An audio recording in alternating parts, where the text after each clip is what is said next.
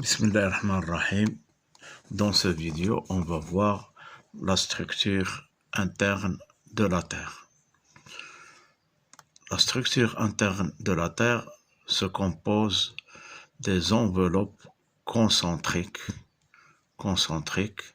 et chaque enveloppe a ses caractéristiques propres. Donc tout d'abord, on doit distinguer entre la lithosphère océanique et la lithosphère continentale. Donc, la lithosphère océanique se compose de la croûte continentale, et une partie du manteau supérieur, Aussi, la lithosphère océanique se compose de la croûte continentale et une partie du manteau supérieur.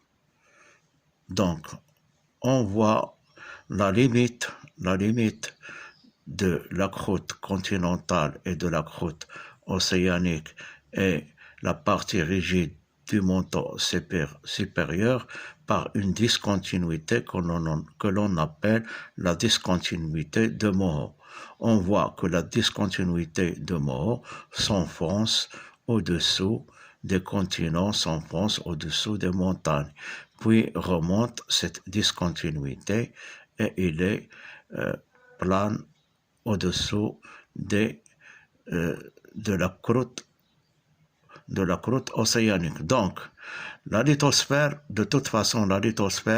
se compose de la croûte et une partie du manteau supérieur, et le manteau inférieur se compose de la sténosphère. C'est ça en ce qui concerne les plaques lithosphériques. Il existe à peu près 12 plaques au niveau de la Terre. Une plaque peut être océanique, uniquement océanique, comme la plaque du Pacifique peut être uniquement océanique, et elle peut être continentale et océanique, comme la plaque de l'Afrique et la plaque de l'Amérique du Sud, continentale et océanique, mais jamais seulement continentale. Une plaque lithosphérique ne peut être jamais seulement continentale, mais continentale et océanique, et aussi seulement océanique, mais jamais seulement continentale.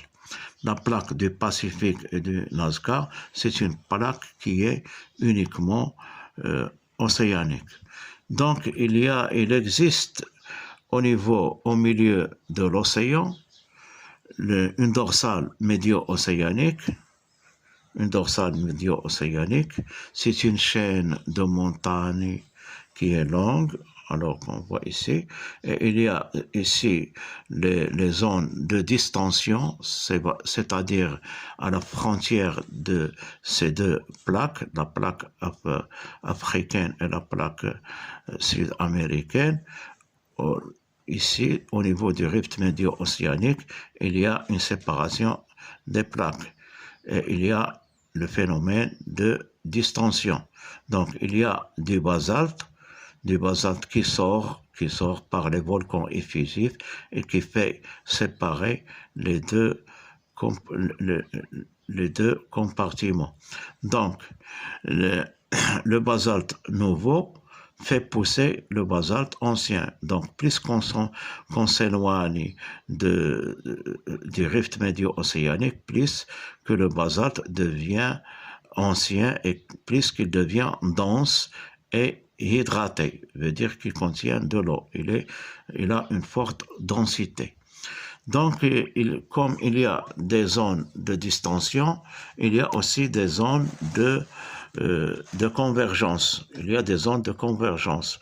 Dans la zone de convergence de le sud américaine, il y a la chaîne des Andes avec la Nazca. Il y a une subduction, alors le matériel qui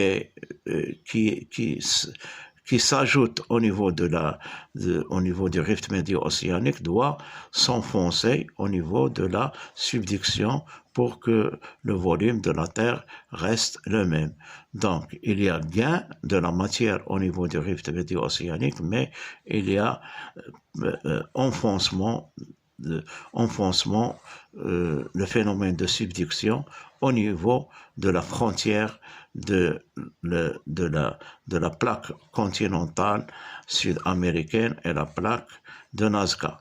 Donc la plaque la plus dense s'enfonce sous la plaque la moins dense, la plaque continentale la plus dense, la plaque océanique la plus dense s'enfonce sous la plaque continentale la moins dense. C'est le phénomène de la subduction. Merci.